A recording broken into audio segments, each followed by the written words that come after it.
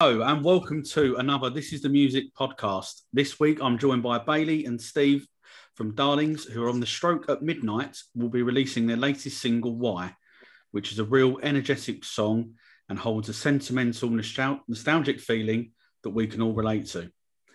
Bailey, Steve, thanks so much for coming on today. How are you both doing? I'm good, thanks, brother. Thanks for having us. Mate. Yeah, I'm good. Good. Glad to hear it. And as I say, thanks very much for coming on and giving up your time this evening. I'm excited at the moment. Yeah, I can imagine. Excited for the tune to come out. It's been a long while. Yeah, absolutely. Definitely. So just before we kick off, as we kick off even, can you tell the listeners a bit about how the band started, how you all met, and how the name of the band came about? Yeah, we were actually going through this the other day, weren't we? And it's funny because I've always, obviously, from when I started playing, always done bits and bobs with bands, and hadn't for ages though. And I started writing these new tunes, and I was out at a gig to see Johnny Lloyd from Tribes. Don't know if you're aware or familiar. Yeah. Big fan, and I ended up going out, bumping into him, having a few beers with him, and it was a really good night. And he was doing a gig at the Half Moon in Stalford. So there's me pissed and saying, blagging it, saying, we'll support you. Didn't have a band to back me up or anything. And he held me to it. But when I reached out to him afterwards and he kind of confirmed it, I was like, well, I need to get myself a band now. So I was only mucking around with the drummer at the time, Guy. We're doing acoustic gigs in pubs and stuff. Then obviously I've been mates with Bailey for years. And then we just kind of got together. And then Rowan at the time, who was in a band, I'd been gigging with him beforehand with another band we've been in. So I just kind of we'd all kind of been playing with each other. We'd all been playing with each other like on and off for years. Me and Steve had always talked about just playing in the band together, and we had like the odd rehearsal here and there where we'd play his song or we'd do like a couple of songs that we knew, and then it would just like fizzle out. Yeah, we'd end up getting pissed, or it'd just be me and Steve were the only ones that actually were bothered about it, and then we ended up meeting. I met Guy, who Steve met at work. And then Rowan, our original guitarist, kind of was through Steve as well. And then we were just thrown into it head first because we had a gig in 2 weeks or whatever that we didn't have a set list for. And and the name we were recording our first 4 tunes. We just did 4 demo tracks. Yeah, about a year ago now, wasn't it? Yeah, it's about a year ago. We recorded 4 tracks that we did. They're just like sort of demo-y ones. And we did have a different, when we first started, obviously there was that first gig and we were like, oh God, we need a name. We need a name for the band, and we were called Ways, Wayys, which is a terrible name for a band. And we should... as well. I don't know why I thought that was a good idea at the time. And we were like, but Ways is cool, but put 2 Ys there, because that'd be cool. And so we ended up doing that, and then we got back from our first session of recording ever, and we were like, the name's pretty shit, isn't it? Like the name's pretty bad. So we were like, we need a new band name, but we like names like Idols and Blossoms and like single word names, straight to the point. Is quite bittersweet, kind of opposing the opposite of what the band's about, kind of thing. And that was kind of the thing that was going on at the time. Yeah, and then old Harry G. Yeah, we were sat at a Weatherspoons afterwards, and we were like, we were looking at online at words like other word for love or other word for like just alternative words for different stuff like that. And then all of a sudden, our mate spoke to a waitress, come over to the table, and gave our mate Harry his food, and he was like, "Oh, thanks, darling." And we were like, me and Steve looked at each other, and we were like, "Oh, what about that?" And that was it. And we were all like, that's sick. And Darlings were born. Yeah. Terrible, inspiration for a name, but I think it's quite cool. No, I love it. I think that's great. I really do. Proper little EastEnder as well, wasn't he? He was like, "Oh, all right, darling." And we loved it. Yeah. it fitted ever since, didn't it? Oh, wow. That's a great backstory there and stuff, and how you've eventually got to where you want to get to, type of thing, so great. Yeah, the only problem with having a one word name is that everyone puts the in front of it, Every band has the same problem, but people always call us the Darlings, and that's a whole different name, the Darlings. Yeah. Yeah. So, as we mentioned at the top of the show there, we're obviously just hours away now from the new single dropping. What was the influence behind the song? Is it about anything in particular? I mean, it's about, definitely. A lot of the songs I write, they're a lot about what I'm going through at the time and emotions and stuff, and just kind of, I try and keep it as relatable as I can to everyone else who's listening to it. It's definitely got a theme about it, but I let everyone else kind of figure it out for themselves, and they can kind of relate to it of how they like to and portray it of what they're going through at the time as well. Yeah, but everyone's been in relationships. Yeah, everyone's been in relationships. Everyone's been with a boy. Everyone's been with a girl that they like had troubles with and stuff like that. And that's sort of like the relatable thing about our songs, that they're. I think it's good that they're quite relatable, to be honest, because Steve's quite good at writing songs that are broad for everyone. I try and keep them, short, snappy, catchy, and relatable, and I have a lot of fun doing it. But it's funny. I was at a pub quiz at the pub we work in, and I went to the toilet, and the melody just hit me, and I had to get my voice. I get my phone out, and then the next day I was like, "What's this?" So I was obviously too pissed to remember that night. I remember you sending me the voice note. Yeah. I was like, this is a good little hook. And then in rehearsals, I started playing it, and then we all started just building it up. And it just sounded mega. It just, since then, we built onto it, and just excited for everyone else to hear it. Because we've had it for like a year now, banked up. So, just stuff. Before lockdown hit, we recorded a demo of it. And we've literally, obviously, we got the demo of it, and we were never allowed to do anything with it. So it was just No, I'll tell you what, we did. It was after lockdown, when we were allowed a little bit of freedom again. We did the demo, but we did it live at the start, didn't we? Yeah. Yeah, and it's a little bit different now, but it went down really well, and we really enjoyed playing it, and we got a lot of feedback from it on that night, and it's cool to actually have it now, proper, ready to go. People to wrap their ears around. Well, I agree with you. I think it's a great song. I really enjoy it from the. Luckily, been lucky enough, obviously, to listen to it and stuff. Have you heard it? Have you? Yeah, yeah.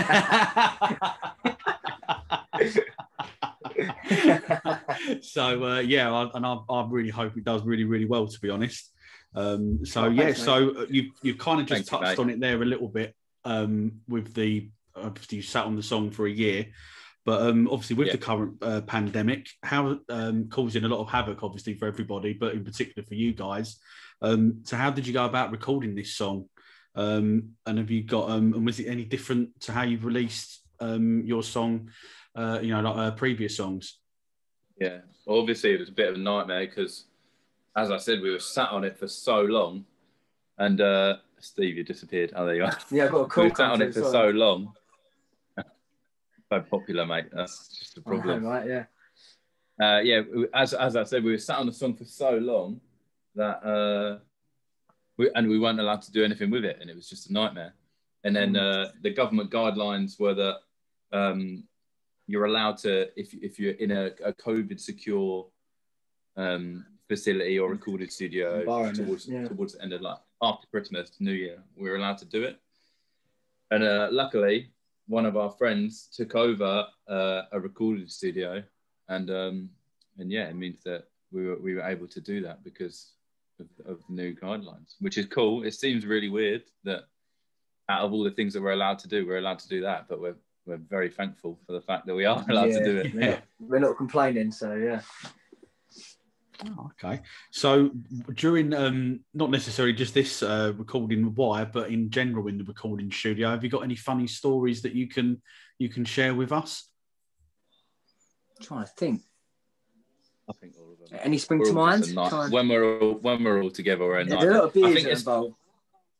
Yeah, a lot. I think especially because we've got it was all over our Instagram and stuff. We've got our new guitarist Liam. Yes, yeah, and he's been a good friend of the band for a while anyway, and bringing him in is just we're all just an absolute nightmare. We're all overexcited little toddlers when we get together. 2 minutes in, we're like, right, I suppose we'll go get a crate of beer then. No matter what. And we're all just overexcited all the time. Everything that we record, we're like, yeah, oh my God, that's so sick. We're all excited. Yeah, it's good. It's funny because I was trying to be good. I was laying the guitar down, and I was the last one to do the guitar. So the other boys were drinking. I was like, no, I'll be good, and because I need to play. After I put my guitar down, I was like, oh, relaxed now. Started drinking, and I was proper like half cut towards the end. And then I realised I had to do my vocals. So when you're listening to these new songs, I'm proper pissed seeing them to bear in mind. Yeah, all of us.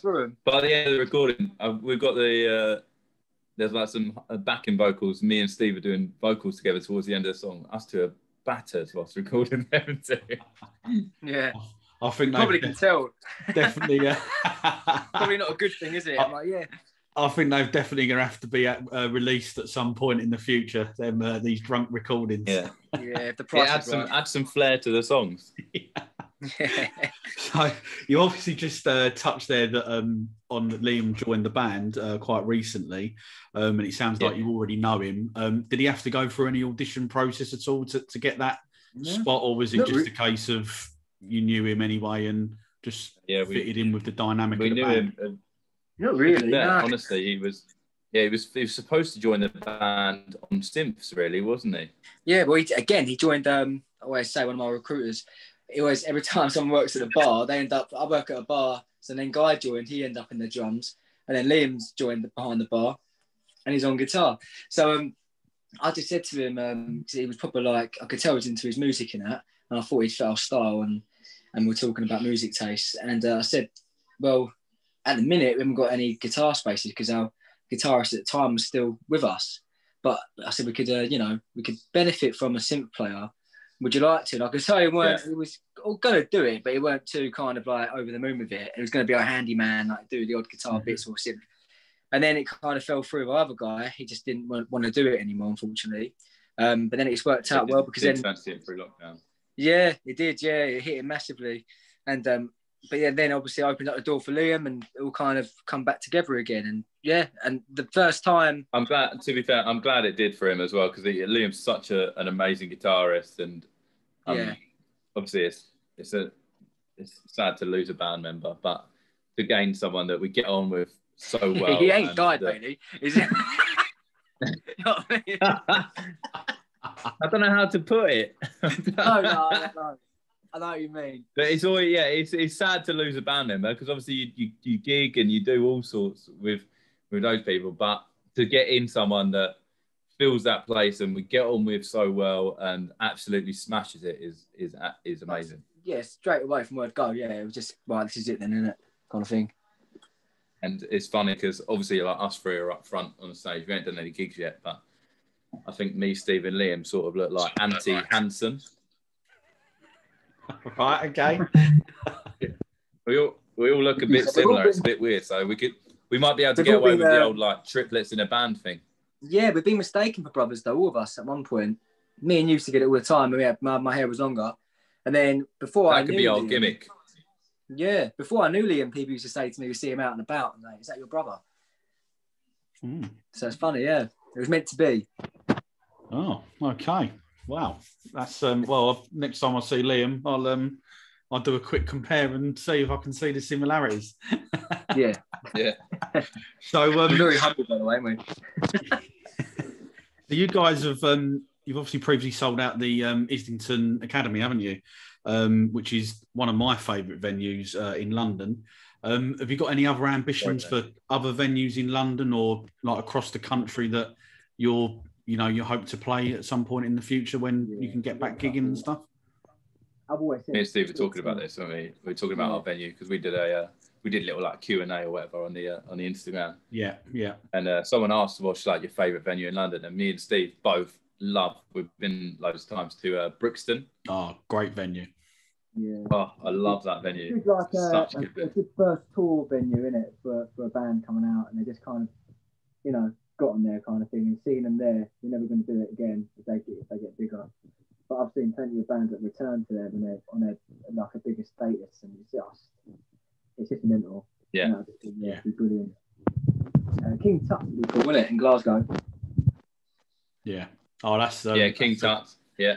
Everyone says King Tut's, don't they? That seems to be the King Tut's the show. Obviously, there's the classics like that everyone wants to do. But then if you really want to set your heights, obviously White Hart Lane would be pretty cool.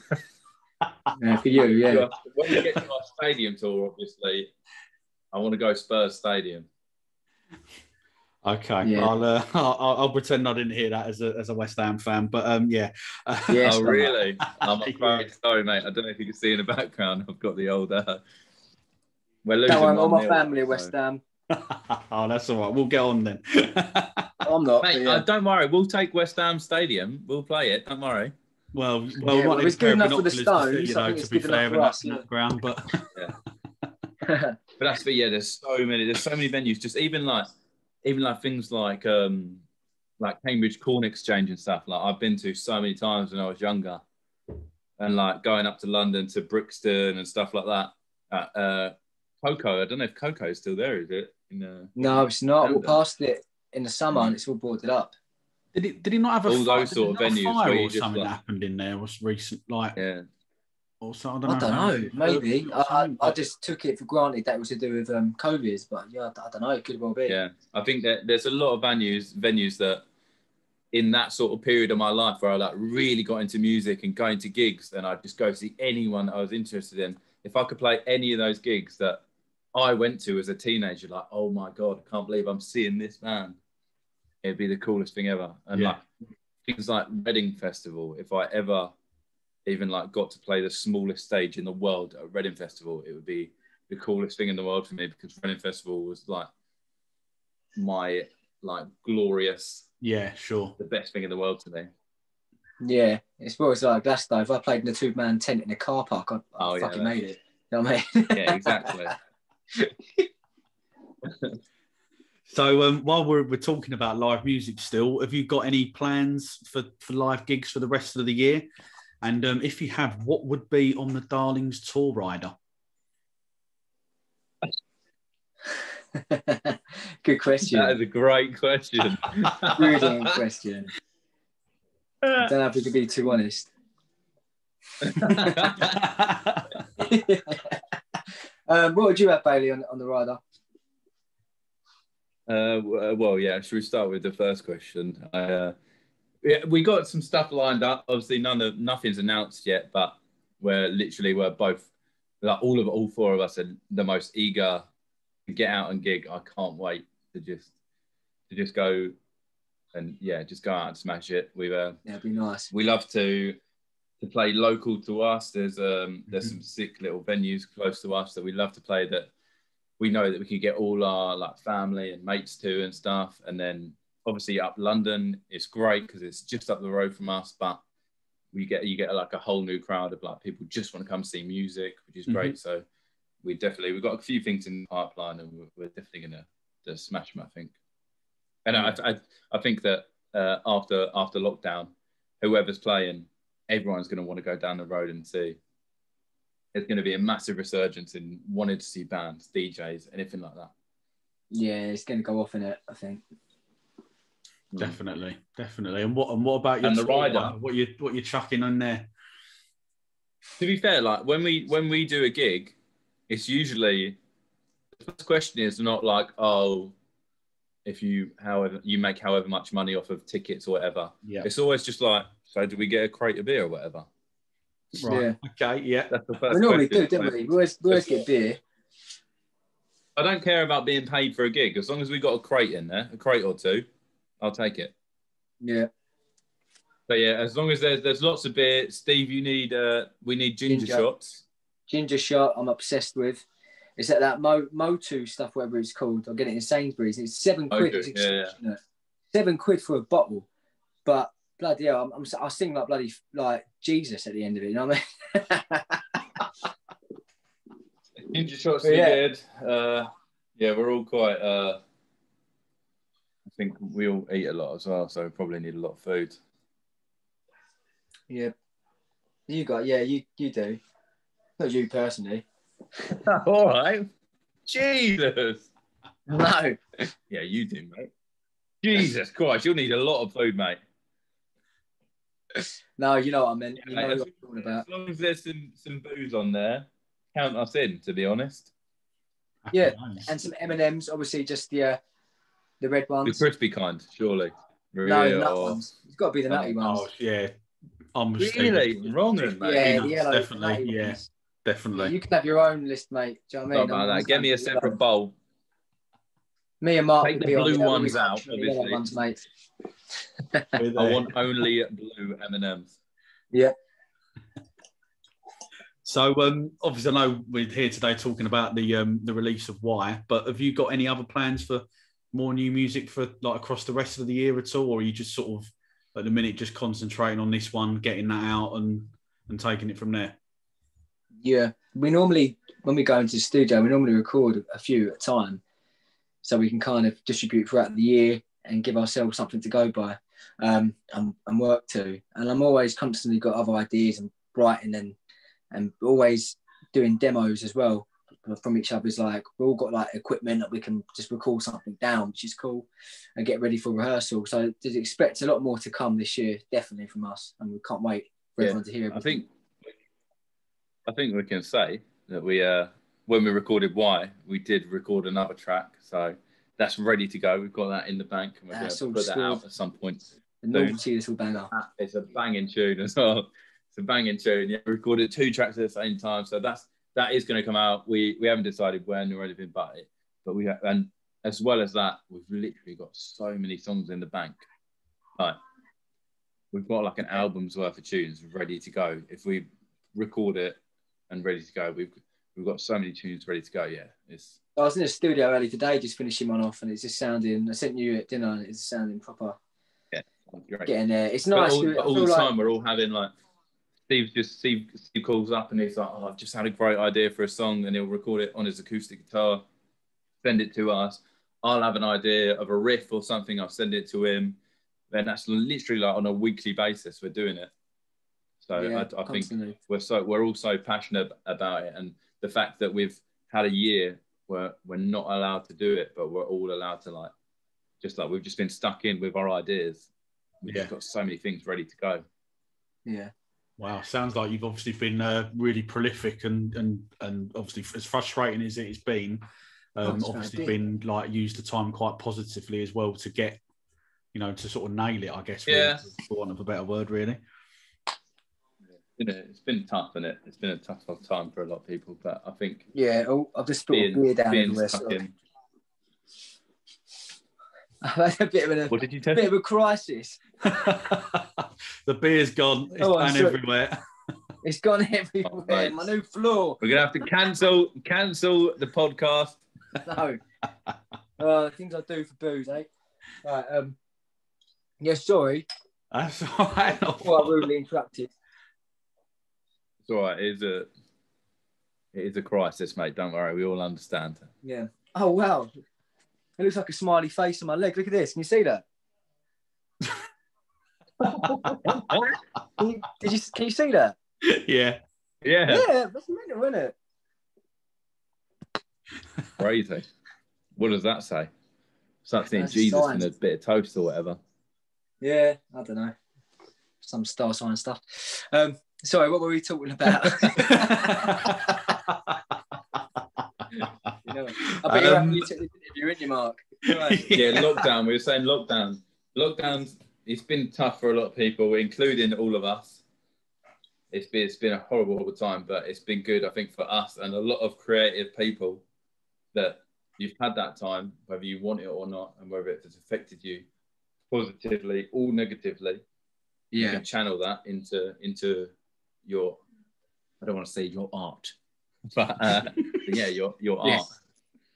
Yeah, the first lockdown I was really productive with getting ideas and writing, and it was actually, I loved it. It was brilliant. I think it was just because it was a summer as well, and normally moods are lifting, they're higher, aren't they?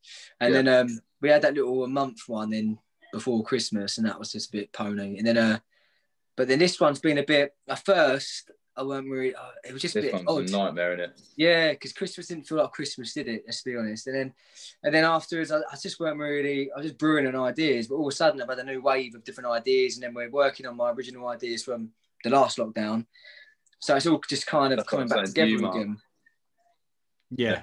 That's what I was saying to you, Mark, about the fact that after Christmas, this lockdown, they changed the guidelines that we could meet up and we could in a studio professionally, we were able to rehearse. And I think even once going into that studio, that just sets off all of us. Our minds are like going like crazy. I'm sending little riff ideas that I had on the guitar or on the bass or whatever all the time to Steve. He's sending me vocal ideas for him.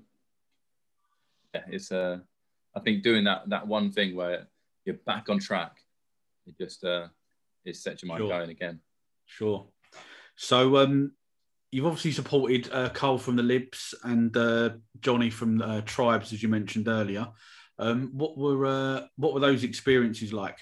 Obviously, you did sort of touch on it a little bit earlier with the with the Johnny story. Yeah. Well, do you want to tell the story about that actual Johnny support slot? The actual support slot, yeah. It sounds a lot better in paper, doesn't it, than what it actually was. Right, okay. So basically, Johnny Lloyd couldn't do it, so we ended up doing it and headlining, and it was brilliant. To be honest, it was the best. I think it was one of my favourite gigs we've ever done. Yeah, our first gig as a band. We nearly sold it out. Yeah, and he couldn't do it because he had other commitments or something, which is fair enough.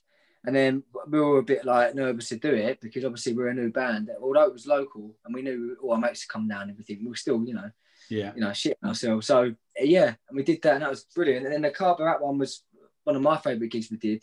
We were on it was like a showcase for loads of bands, and he did a DJ set afterwards.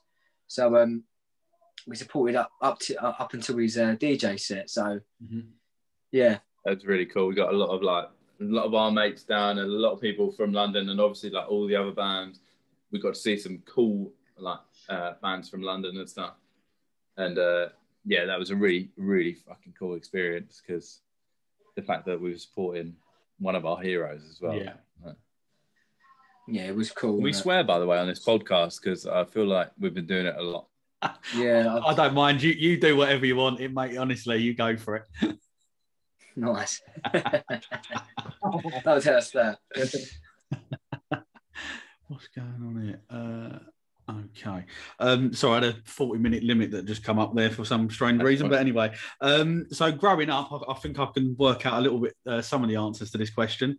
What are your earliest musical memories? Any bands, songs or albums that stand out at all? Yeah. I can't think of any, mate. None have been a background. Or what about you, Steve? No idea, mate. No, to be honest, the first album that really I've been into music. I was always into like more older stuff, like classic rock and that, and then I always kind of used to slate modern music and be like, like it's nothing compared to the the greats and whatever and whatnot. And then all of a sudden you hit that age and you start climbing up the eras and the decades. And I kind of hit what was currently going on. And then Kasabian suddenly were on the scene. And I never was really into them until West Wilder Pauper Lunatic Asylum come out, their third. And that honestly, as corny as it sounds, you get people who say it's about albums, but it generally did. It changed my life. It changed my way of how I looked at music and it made me realise what I actually really wanted to do. Yeah. As a musician kind of thing. And so, yeah, and that was a turning point at that time. And I was like 15 or 16. I was like, fuck. I was like, this is mental. So yeah, and then it kind of just got me into like modern day music, and I was excited like for anything new to come out, and that was the sort of time like when that come out, guitar music like dominated the charts, and that's all I dream in life is to get back to that point where Arctic Monkeys, Fratellis, Kasabian were like they were number one, and that's what people were listening to because that's jokes. I feel like we're sort of heading that direction, but hopefully. I was sort of the same. I remember the earliest memories I have of music. It was pretty cool because the earliest memories I have are like my mum driving me to school, and my mum having she had a Fiat Punto with a mini disc player in it, and she had the ultimate ska dub records on it. Right. And there's some absolute tunes on it, like Long Shot Kick the Bucket as well. Yeah, nice. I can't remember what else. There's all like Madness and like loads of like old school reggae tunes, and thinking like these are banging. And then as I got older and I was like going into primary school, I remember my mum having Blur. She had Blur's greatest hits because I always remembered that album cover, you know, with the four headshots of it, which you can kind of tell that we based our latest single on it. Don't tell him. Yeah, Blur. Don't fucking tell him. Blur was like, mate, it's an inspiration. Blur was like the first band ever where my mum kind of told me about this band and the fact that there was this rivalry in the 90s between this other band, Oasis, and it was a massive thing. And she was Team Blur, and that's as far as it went. And then obviously when Gorillaz brought out their first album, I remember my mum having that, and I remember listening to that and knowing all the tunes off that and being like, oh my God, this is the coolest thing ever. So my mum, like on the drives to school would play a lot of really great tunes. And I only realized when I was a bit older that my mum has amazing taste in music. Like, and I remember hearing Green Day's American Idiot and thinking it was the coolest thing ever. And like just the fact that these guitars were like, yeah, I remember when that and came that was out. music that people used to listen to, and it was played on the radio all the time and stuff like that.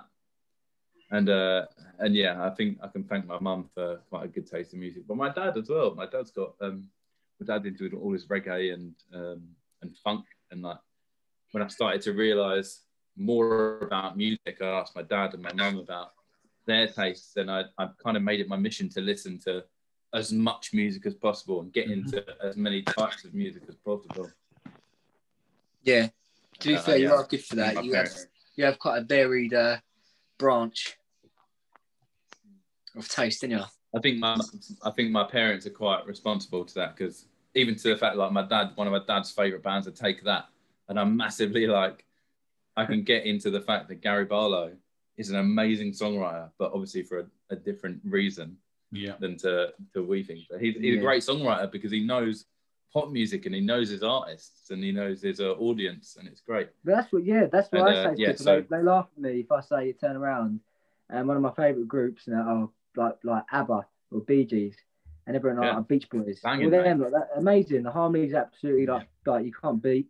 Like the songs are just ridiculous what they churned out, and it's like all of a sudden like for certain, but it's not cool to like them. It's like I don't care. It's like I think that's the thing. The melodies are and I love gold. all that cheesy pop music because they know exactly what they're going for, and I love artists that write their songs. And you've got to remember at the time exactly who are listening to it, even if it's like two people. If they know their style, and there's two people that love that kind of music, and they write those music for those exact two people, and they're smashing it, I'm all about that. If you know your audience and you've got great tunes, that's all that matters. Definitely agree with that. Totally, everything that you've said there. So, what about live music? What was like the first gig that you went, or band, whatever it may have been that you went to? Steve, you've probably got a really cool one that I don't want to hear. My one was, I was 13. So it was in 2007, and it was the Bigger Bang tour, Rolling Stones, my first ever gig. And of course it was. It was. With my best mate, Logan. I knew it was going to be something really cool like that. Hey? I knew it was going to be something really cool like that. I know, it genuinely was. I remember we spent 160 quid on a ticket, and it's a lot of money now, even back then. I sound so old, or back then it was a lot of money. But yeah. But it was, even now, you don't pay that. Back in the 60s, mate. Yeah. That was a lot of money. £6 a week. But now, like, a couple of years ago, I saw him at West Ham Stadium, and it was only 100 quid. So, you know, it was a lot of money for them. And it was our birthday treats. And me and my mate, and that was the first band I religiously got into. And I followed everything. I literally went through their discography, everything they ever had. You were talking singles, like B-sides, other takes, all stuff like that. You know, when I get into someone, I proper get into it. Yeah. And but yeah, so it was amazing, and I'll never forget it. It was absolutely just like, imagine a 13-year-old watching Keith, Ronnie, and Mick and Charlie like in front of you. Just blew our socks off, mate. It was ridiculous. Yeah, I can imagine. I can imagine. Haven't been. Well, I'm gonna follow that up with a slightly more. No, again, sorry. Sorry, yeah. What was that, Mark? Oh no, I was just saying I haven't. They're on my bucket list to watch. Not got around to watching them yet, so quite jealous. Absolutely, I'd love to go and see the Stones. Tell you what, mate, don't let their age fool you or anything. They perform just as good, mate. It's ridiculous. Yeah, mate. Have you seen that documentary on Netflix about Ole Ole Ole or whatever it's called? Oh, what, the Brazil one they did on the beach? So good, mate. It's the biggest live gig recorded, isn't it? Like millions. It was a free gig as well, I can't remember where they went. Rio, isn't it? They went to a country. No, they went to so a South American tour. I don't know if you've seen it. Oh, went it to Cuba or something? Was that one? Yeah, Cuba. That was it. So and then they went to Cuba, and it was the first ever concert because American music was banned until the 90s in Cuba. Like they couldn't even listen to American music. They had to listen to music within their own country. And apart from Barack Obama, they were the first foreign people to come in and do a thing. And they did a stadium tour, and they show it on the Netflix thing, and it's absolutely amazing. I've only seen it on Netflix, and I'm like, mate. Oh, and really? in I don't know if Argentina. In Argentina, they've got basically a religion devoted to the Stones. Yeah, they are massive in South America. It's a massive. Like they've literally got a religion. Rolingas. They had a hotel, right, and they had a mechanical stage apparently built from the hotel just to get to the stage because it was just congested with so many people. It's ridiculous. Wow. And it's literally like in the documentary in Argentina, they're literally like, there's blokes that have been into the Rolling Stones for years, and the fact that that Mick has just drove past in a car, they're like breaking down on the floor in tears. It's crazy. Yeah. But yeah, so anyway, to follow that absolutely amazing story, I can't wait for this my first concert was... It's like a believer, isn't it? Do you know what? I ain't gonna bother. My first concert. I've got two answers because one's quite a cool one. But my first ever concert was Busted. The question was your first one. Yeah, my first ever concert was Busted. Because when I was a kid, Busted were massive, mate. Busted were the thing to go to. Don't make him good. Steve, you were probably Steve, you were probably like what, 34 when Busted come out or something? Exactly. So they're way after my time, mate. But I was a little kid when Busted come out, and yeah, they were massive. And obviously, going to that was my first ever concert, first ever experience. The fact that people, and I'll tell you who supported McFly. I don't fuck about, mate. McFly supported. You got mugged off, do you remember Five? You got mugged off. They're a band now. Five will make you get down now. Do you remember that song? Yeah, I do. Five, right? I tell you, Boys Home are the best. Boys Home are the best boy band. But anyway, yeah. So Busted was my first concert, and I literally remember being on the shoulders of my stepdad and being like, "This is the coolest thing ever." And then when I was old enough to sort of not buy my own tickets, or I was old enough to ask my parents for tickets for my birthday or whatever to go see someone, I went to see, I said earlier on, Green Day, because my mum had that American Idiot album, and I thought, that's the bollocks. Yeah, and, in future, mate, I'd leave with that one. That's what I said. I got two answers, mate. But my first ever concert was Busted, and I'm not ashamed of it. I'm not ashamed. My dad taught me the Take That Saviour. Taught me to never be ashamed. Never forget, as Gary Barlow would say. Mate, I'm not knocking him. But yeah, no. But yeah, the first concert I went to when I was like, oh my God, this is like amazing. And like the stage presence, I don't know if you've ever seen Green Day, it's like another level. They just like the fact that they were playing Wembley Stadium and there's 3 of them and they were running about the stage and yeah, just going absolutely mental. And they bring people up from the crowd. And yeah, I remember watching it and being like, this is what I need to do. Even if I'm that kid that gets pulled up on stage, I need to stand in front of these people and play music, because I feel like watching it and I was like, that's the one. Absolutely. Excellent. How's that for an answer, Steve? Yeah, it still don't top the Stones though, does it? Anyway, next question, please, Mark. Correct. So you're putting together a music festival where you guys are the headline act. So you're at the top now. You've made it. Brilliant. Which three bands would you have as your support? Are we answering separately or together? Entirely up to you guys. Do it separately. Are they allowed to? Are the bands allowed to still be together, or can they have broken up? Yeah, go on. If they could be broken. Well, let's do it realistically. They've got back together for you guys, especially. Okay, well, obviously Oasis. Was it 3 Oasis or 5? Would be one. We'll go with 3. Oh yeah. Right, Oasis would be 1. Okay. Oasis would be 1. Yeah. Yeah. Want to see if you one? Catfish, Blossoms, Kasabian. There's so many. Definitely Arctic Oasis. Monkeys. You've got Oasis. Arctic Monkeys be mine, and Black Rebel Motorcycle Club, BRMC. We're in the same band, mate. We're on the same bill. I want Wu-Tang Clan. Can we have that? I'm a massive fan. Throw someone in like Wu-Tang Clan, that'd be sick. Public Enemy. Nice. And then like Miles Davis. BRMC, absolutely love that band. I think they're great. Yeah, mate, they're really good. Band. Yeah, they're literally one of my Have you heard of sick. Have you heard of Kaleo? Oh, I don't know how to pronounce the name. Kaleo. Yeah, I saw them at Lollapalooza. Funny enough, when I was seeing BRMC, and they were good, but I'm not knocking them. They were good, but it was just that kind of music, though. Do you know what I mean? I just feel like at the time everyone was trying to be the Black Keys. And it was just I was going to say it's proper Black Keys, but listen to Kaleo. It's a proper like Black Keys, that sort of like that vibe. It's sick, mate. It's a really good album. There's an album that is brought out with a handprint on the front. It's really good. Yeah, they're from like Switzerland or somewhere, aren't they?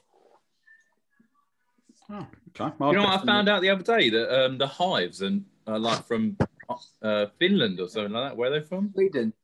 Scandinavian. Yeah, I did not know that.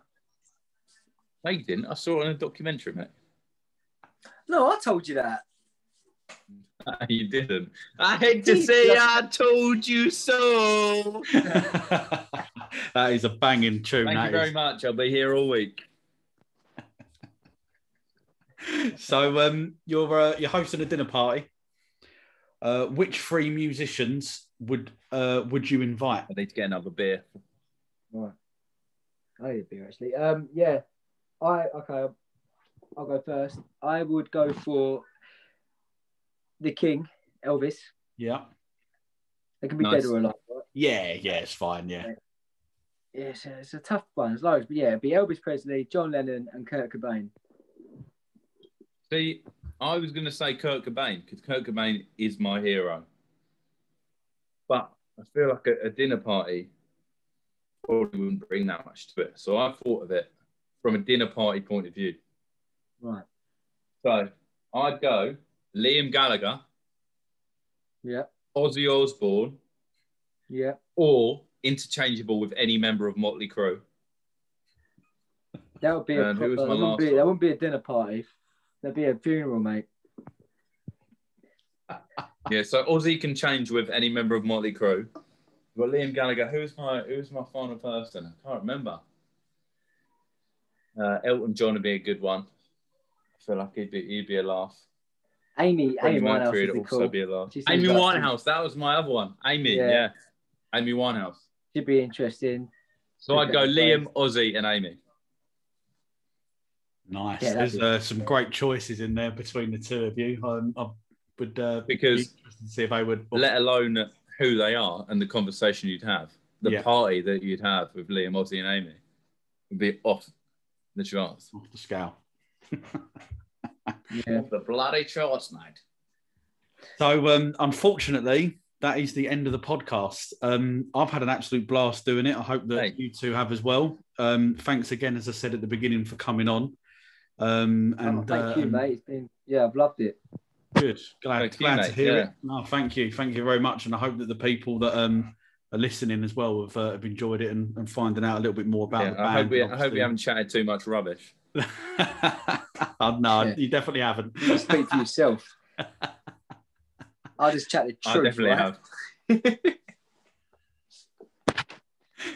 So don't forget to follow the band across their social media channels. More importantly, buy their records and stream it when it comes out at midnight tonight.